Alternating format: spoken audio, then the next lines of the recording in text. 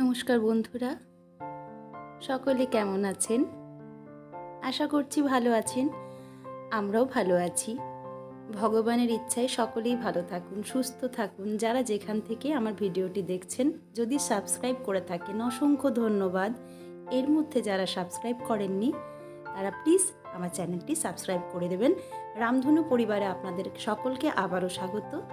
আজকে যে ভিডিওটি নিয়ে এসেছি আপনাদের সাথে কথা ছিল এটাই যে আমি যে নববর্ষের জিনিসগুলো আমি কিনেছিলাম বাড়ি ডেকোরেশনের জন্য, মানে এই পর্দার এগুলো আমি সমস্ত কিছু আমি কোথায় কোথায় ইউজ করেছি সেগুলো আপনাদের সাথে দেখাবো।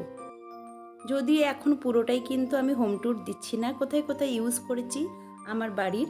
এটা আমাদের ড্রয়িং রুম বলতে পারেন, যদিও আলাদা করে কোনো ড্রয়িং রুম নেই। আমার একটা ড্রয়িং রুম ছিল যেখানে আমার পেটসগুলো থাকে এখন, সেই কারণের জন্য আলাদা করে ওই ড্রয়িং রুমটা ওদেরকে ছেড়েই দিতে হয়েছে। এখন গরম, এরা কিন্তু আমাদের গ্রিন হাউসে থাকতে পারে না, তাই এদেরকে ভেতরেই রাখতে হয়। সেই কারণে ড্রয়িং রুমটা ওদেরকে ক্লিয়ার করে দিতে হয়েছে যাতে ওখানে ওরা থাকে।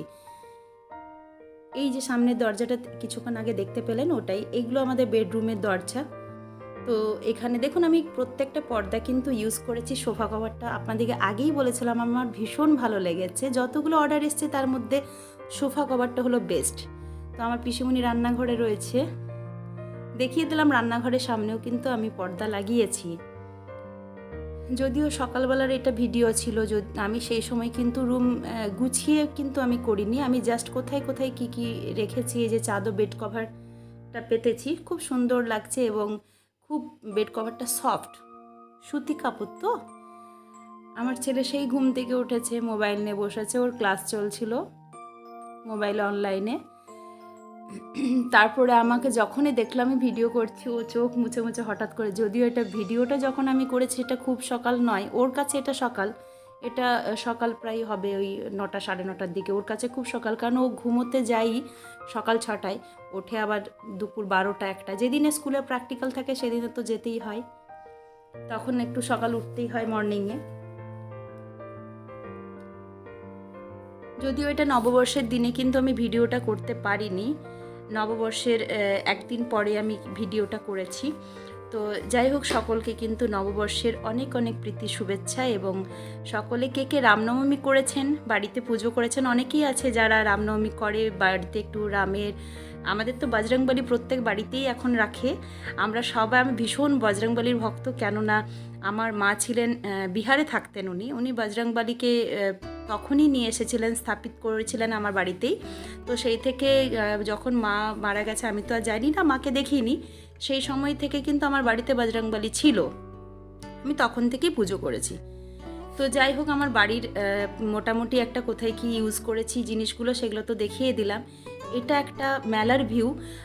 এইখানে আমি এসেছিলাম যখন, তখন হচ্ছে মানে আমার এক ভাই আর কি, মানে যেটা সঙ্গীত দুনিয়ার ভাই, সে ভাই আমাকে এখানে ইনভাইট করেছিল। জানতাম না এখানে মেলা হচ্ছে বলে, কিন্তু ওর একটা শোতে ইনভাইট ছিল। তো আমি সেখানে ইনভাইটটা রক্ষা করার জন্যই গিয়েছিলাম, কিন্তু গিয়ে দেখলাম সুন্দর মেলা। আমি তো শোয়ের সামনেও যাইনি। কলকাতা থেকে একজন দাদা এসেছিল, সে একটু দেখা করতে চেয়েছিল আর কি, আমাদের সিঙ্গার। তো সেই কারণের জন্য আমার যাওয়া। তো গিয়ে দেখি এখানে মেলা হচ্ছে।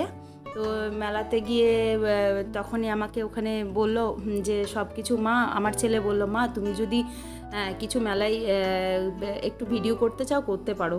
তো এতটাই ভিড় ছিল সামনের দিকটাতে যে আমি কিছুই করতে পারছিলাম না। এই কয়েকটা দোকান খালি একটু ভিড় কম ছিল, তাও দেখুন আছে। আর আমার তো সবসময় ফুলের দিকে নজর কাড়ে, তার জন্য আমি ফুলের কাছে, দেখুন ফুলের দোকানের সামনে দাঁড়িয়ে পড়ে ভিডিও করেছি। এটা সব থেকে বেশি করেছি। আর বেশির ভিড়টা ছিল দেখলাম ওই যেগুলো ইমিটেশন যে গুডসগুলো এনেছিল ওই মেয়েদের কিছু অর্নামেন্টসের, সেই সকল আর কি, ওই জুয়েলারির দিকে বেশি ভিড়টা ছিল। ওখানে তো আমি এমনিতেই পছন্দ করি না জুয়েলারির দিকে, মানে মেলাতে কোনো জিনিস কেনাকাটা আমি কখনোই পছন্দ করি না। আর কেনার প্রস্তুতি নিয়ে বা মেলা দেখার প্রস্তুতি নিয়ে আমি ওখানে যাইও নি, তো সেক্ষেত্রে কিছু কেনাকাটা করিনি ওখানে। আর এই ফুলগুলো একসাথে অনেকগুলো আছে বলে ভালো লাগছিল, কিন্তু যখন আমি প্রত্যেকটাকে হাতে তুলে দেখছিলাম ফুলের কোয়ালিটিগুলো অতখানি ভালো না। যদিও অনলাইনে যে সবসময় সব কোয়ালিটি ভালো আসে এমনটা নয়, কিন্তু আমি বেশিরভাগ ফুল কিন্তু অনলাইনে কিনি, কারণ কিছু আনকমন ফুল যেগুলো আমাদের নর্মাল দোকানে বিক্রি হয় না বা মেলাতেও পাওয়া যায় না, সেগুলো আমি অনলাইনে পেয়ে যাই। অ্যাকচুয়ালি অনলাইন জিনিসটাই তাই এটাই সুবিধা হয়েছে, অনেক সময় বাড়িতে বসে বসে যে আমরা রোজকার সবসময় সকাল থেকে রাত্রি পর্যন্ত আমরা বাজারে ঘুরি, এটা কিন্তু এখনকার দিনের নর্মাল লাইফে কিন্তু আমাদের সত্যি সম্ভব হতো না রোজ বাজার যে জিনিস আনা। অনলাইনটা হয়ে এই একটা সুবিধা হয়েছে। তো এখানে চলে এসেছিলাম কী কারণে সেটাও একটা আছে। হঠাৎ করে দেখছি আমার কাছ থেকে আমার ছেলে গায়েব হয়ে গেল, কোথায় গেল খুঁজে পাচ্ছিলাম না। তখন দেখি ও আমার জন্য একটা ইয়াররিং নিচ্ছিল একটা জায়গায় দাঁড়িয়ে, ও আমাকে সেটা বলেনি।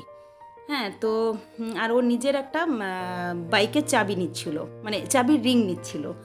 তো সেক্ষেত্রে আমি আমি সবসময় বলি যে মেলাতে এসে কিছু কেনাকাটা করো না, কিছু পিকচার তোলার থাকলে অবশ্যই পিকচার তোলো, কিন্তু কেন না কিনলো।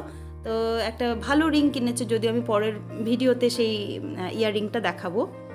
তো এখানে চলে এসেছি বাসনের দিকে। আমার তো মানে এই জিনিসগুলো ভীষণ প্রিয়, কিন্তু হলেও আমার প্লাস্টিকের জিনিস আমি বা ফাইবারের জিনিস আমি বাড়িতে ব্যবহার করি না। যে কোনো জিনিসই আমি যা বাড়িতে ব্যবহার করি, হয়তো এখন স্টিলটা খুব কমিয়ে দিয়েছি, ননস্টিক বা ওই সিরামিকের জিনিসগুলো বেশি ব্যবহার করে তা মানুষজন। তা আমিও সেই কারণে আমার যদিও সব কটাই তো আর বাসন একই দিনে তো চেঞ্জ করা হয়নি, এবারে যা কিনছি আমি নতুন করে কিচেন রুমের জিনিস সব কিছু সিরামিকেরই কিনছি আমি। তো এখানে একটা মানে শ্মশানকালীর এটা পুজো এখানে হয়, এই মেলাটা এই উদ্দেশ্যে আর কি। তো সেক্ষেত্রে আমি এই মন্দিরে তো না আসা হবই না। এই লারাকে দেখিয়ে পরে আমি ভিডিওটি শেষ করছি, ভিডিওটা এই পর্যন্ত। তো লারার একটু শরীরটা খারাপ আছে, সবাই প্রার্থনা করুন ভগবানের কাছে যেন তাড়াতাড়ি সুস্থ হয়ে ওঠে।